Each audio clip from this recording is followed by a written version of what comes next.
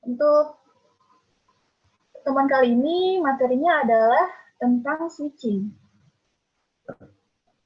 Jadi di dalam sistem telekomunikasi, di situ ada yang namanya switching di sini ya.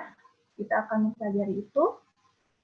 Untuk pertama-tama kita lihat dulu bentuk bagan diagram di sini, di mana ada terminal ya. Di sini ada telepon, komputer, misalkan kita melakukan dengan alat terminal ini, akan dihubungkan oleh suatu akses network di sini yang menghubungkan si terminal ke, di sini ada yang namanya core network, suatu jaringan inti yang nantinya jaringan inti ini akan mengirimkan sinyal yang diterima dari si terminal pengirim dan akan dihubungkan ke user penerima di sini.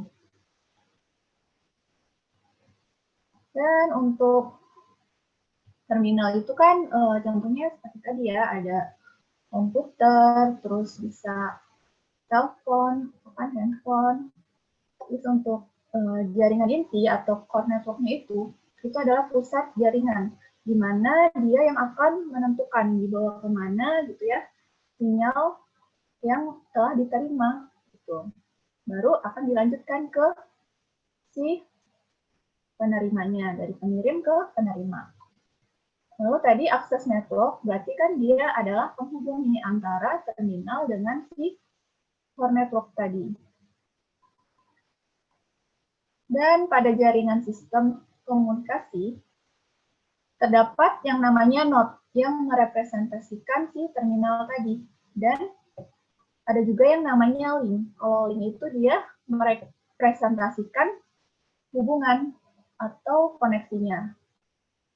Itu. Jadi node itu lebih ke hardware-nya gitu ya, perangkat-perangkatnya.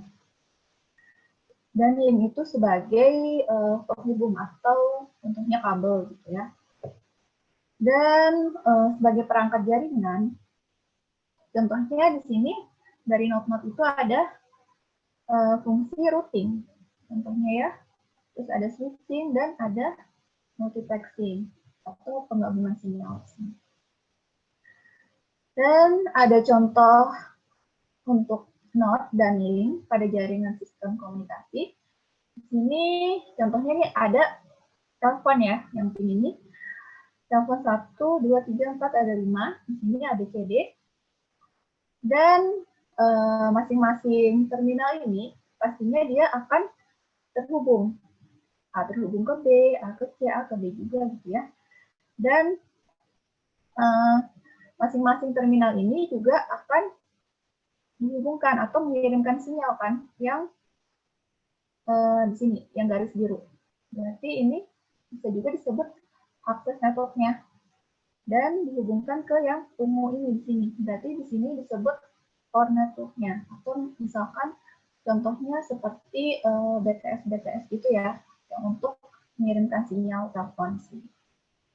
Dan untuk yang biru di sini, ini biasanya adalah storage atau database untuk menyimpan data-data dari user. Lalu, nah untuk switch network di sini berarti transmisi data atau informasi jarak jauh itu kan biasanya dilakukan melalui beberapa switching node yang saling terhubung dan biasanya disebut switch network gitu ya. Di mana setiap node yang terdapat dalam jaringan switching bekerja tanpa memperhatikan isi data yang ditransmisikan. Jadi dia itu hanya menyalurkan gitu ya, menetapkan titik-titik mana saja nih untuk jalur yang akan dia lalui selanjutnya gitu. Tapi dia tidak melihat isi atau informasi yang dibawa seperti itu. Dan data ditransmisikan melalui suatu rute yang ditentukan oleh proses switching di setiap node yang dilalui, di mana koneksi node ke node lainnya dilakukan secara multiplex. Ini bentuk diagramnya. Di sini ada beberapa titik ya, titik switch-nya di sini akan dihubungkan membentuk switching network di sini. Dan fungsi-fungsi dari switching itu ada beberapa macam di sini. Yang pertama sebagai penyambungan atau interconnection, dan juga sebagai kontrol. Dia juga bisa mendeteksi apabila adanya permintaan sambungan. Dan yang pastinya akan menerima dan mengirim informasi, dan juga mengawasi pembicaraan yang terjadi. Dan untuk macam-macamnya itu ada dua ya, switch network terbagi menjadi dua. Yang pertama circuit switching, dan yang kedua adalah packet switching. Untuk masing-masingnya akan dijelaskan lebih lanjut. Untuk circuit switch itu dibangun tersambungan secara fisik antara kedua pihak. Jadi itu untuk sebelum terjadinya komunikasi, maka akan dihubungkan gitu ya, antar dua user gitu, dihubungkan secara dedicated namanya. Jadi sebelum dilakukan panggilan itu dilakukan dulu suatu penghubungan yang bersifat dedicated di sini. Jadi setelah dihubungkan gitu ya, udah ada nih saluran dedicatednya, maka baru terjadi suatu koneksi antar user satu dan user lainnya seperti itu. Dan jika koneksi tidak tersedia gitu ya, maka akan langsung diblok suatu panggilan. Biasanya diinformasikan dengan nada sibuk.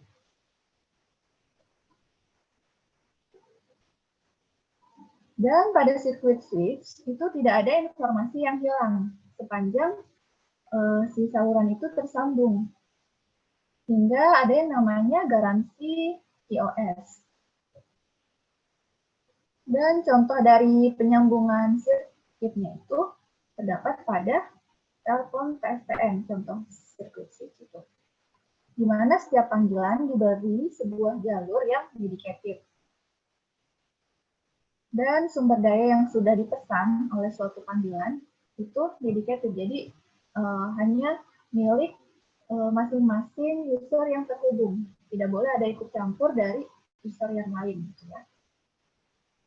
Dan kapasitas transmisi dapat dijamin. Jadi tidak akan ada kehilangan suatu informasi di sini. Tapi dia memerlukan pengaturan panggilan di awalnya ya. Dan kapasitas medium bisa melebihi kapasitas yang diperlukan oleh suatu transmisi sinyal. Dan untuk meningkatkan efisiensinya, bisa dilakukan teknik multiplex berupa SDMA dan juga TDMA. Untuk proses setting di awalnya, itu kita harus menentukan pembentukan jalurnya, kemudian transfer datanya, dan juga untuk pemutusan jalur apabila sudah selesai. Dan dalam implementasinya ada yang namanya propagation delay. Itu adalah waktu yang diperlukan bagi bit pertama yang dikirimkan sumber untuk sampai ke penerima. Dan ada juga transmission delay.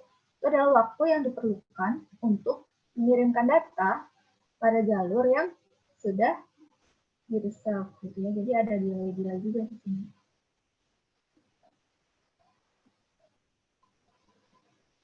Nah, ini juga ada keuntungan dan kelemahannya. Di mana keuntungannya, sekali koneksi terjadi, itu jaringannya seperti bersifat transparan. Jadi seolah hanya koneksi langsung saja antar station. Dan juga fixed data rate tanpa adanya delay. Dan sangat baik untuk komunikasi real time. Terus untuk kelemahannya, selama koneksi berlangsung, jalur akan selalu diduduki walaupun tidak ada data yang dikirim. Dan delay sebelum terbentuknya hubungan. Jadi delay yang tadi itu terjadi sebelum terbentuknya suatu hubungannya. Kemudian jenis yang kedua itu ada packet switching. Jadi bedanya tuh apa? Paket switching dan circuit switch. Kalau paket switching ini contohnya adalah transmisi data dari komputer, gitu ya. Jadi kalau paket switch itu yang dikirimkan berupa paket-paket yang berukuran kecil, biasanya kurang dari 1.500 byte. Dan kemudian ditransmisikan paket demi paket ke tujuan yang diinginkan. Dan setiap paket itu terdiri dari yang namanya ada payload di sini ya. Itu data informasi yang dikirim, terus ada header-nya. Header itu label dari alamat yang akan dituju. Dan juga ada kode-kodenya. Misalnya ada address, IP address, gitu ya, atau sequence number, juga ada. Terus ini header-nya. Header itu berisi tentang banyak lagi di sini. Informasi tentang si pengirim dan juga ada informasi tentang si penerima. Dan untuk masing-masing paket akan dikirimkan ke jaringan secara independen. Dan tiap paket yang dikirim akan melalui rute yang berbeda. Jadi beda-beda untuk tiap paketnya, rutenya. Dan pada saat kondisi idle di sini tidak ada paket yang dikirim, maka link dapat digunakan untuk mengirim paket dari data yang lain. Dan data dikirimkan ke jaringan dalam bentuk potongan-potongan. Untuk contohnya, aplikasi yang menggunakan paket switch adalah jaringan IP. Maka setiap node keseluruhan paket diterima, lalu diolah. Terus dilanjutkan ke node berikutnya. Maka jaringan paket switch disebut juga store and forward network. Dan sumber daya jaringan hanya digunakan jika perlu saja.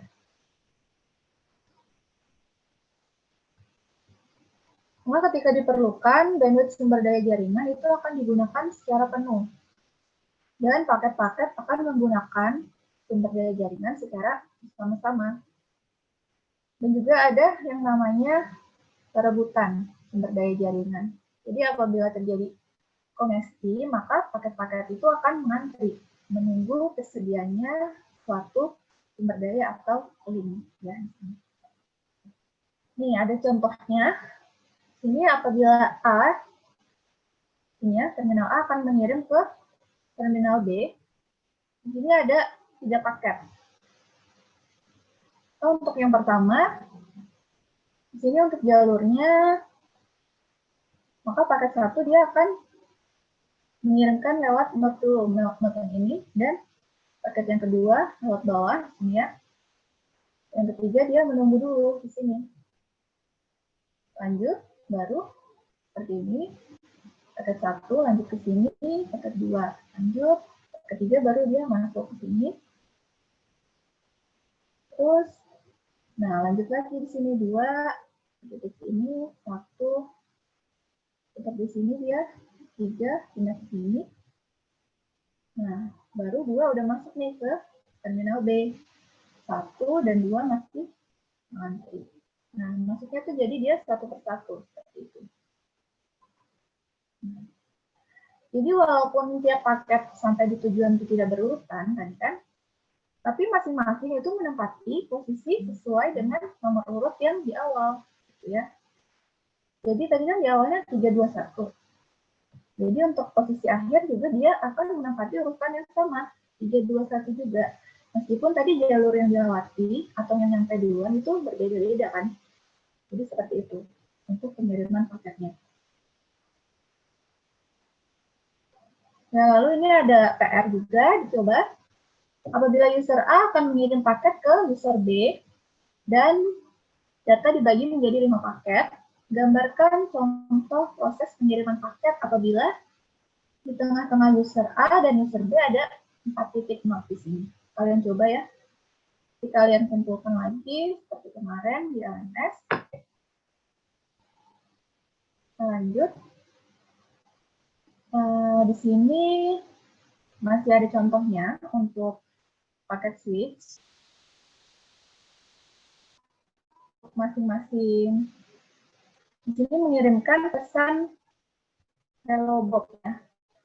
Jadi untuk mengirimkan hello box di sini itu akan kita bagi pesannya. Ini menjadi terkata gitu ya.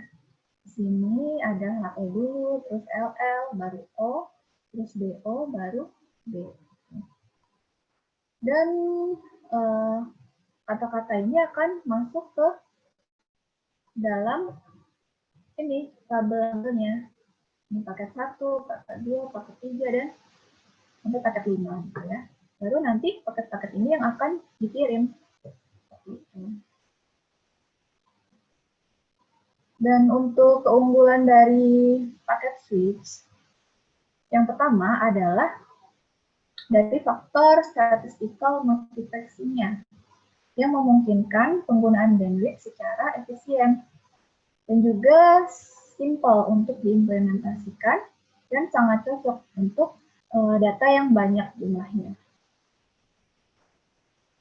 Kemudian untuk kelemahannya di sini memiliki potensi untuk timbulnya kongesti, yaitu delay ya, dan juga adanya paket yang hilang. Dan juga ada paket header yang overhead. Kalau paket semakin banyak, maka waktu untuk komputasinya juga akan semakin lama. Gitu ya.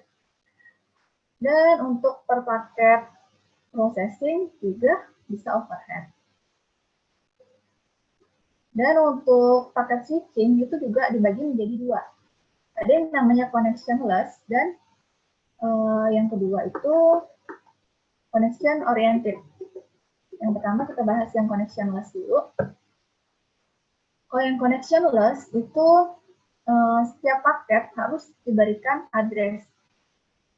Jadi maksud dari connectionless ini setiap node menentukan rute secara independen untuk setiap paket. Paket dapat disampaikan di tujuan tidak sesuai urutan, sehingga di tempat tujuan perlu pengaturan sesuai urutan paket. Dan untuk contoh connectionless tuh di sini pengiriman surat via pos. Ini contohnya. Dan untuk connectionless itu tidak perlu pengaturan di awal sebelum terjadinya transfer, dan tidak perlu adanya acknowledgement-nya.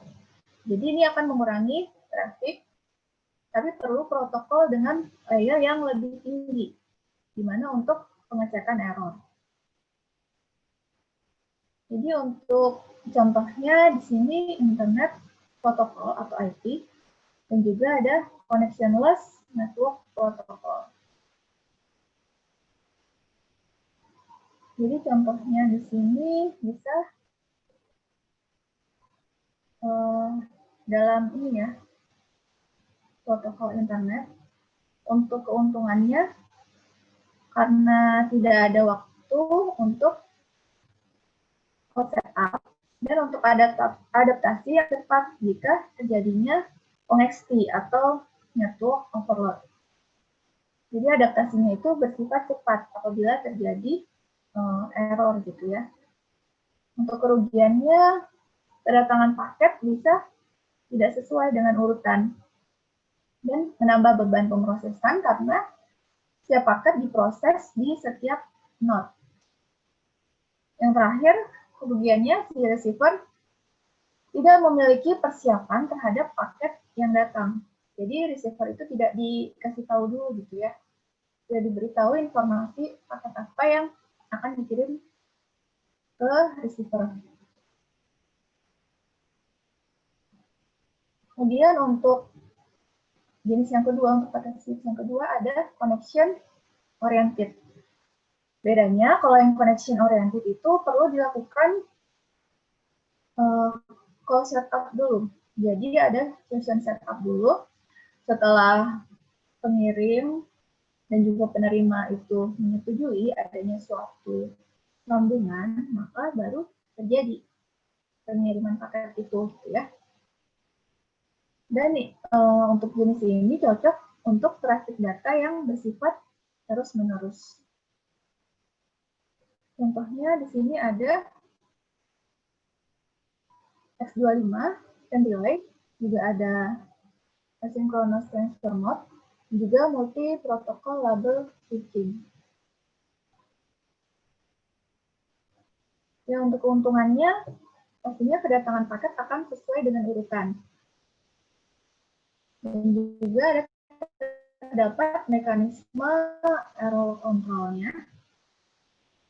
Dan juga penetapan satu rute untuk satu koneksi, penerima itu sudah bersiap untuk menerima paket yang akan datang.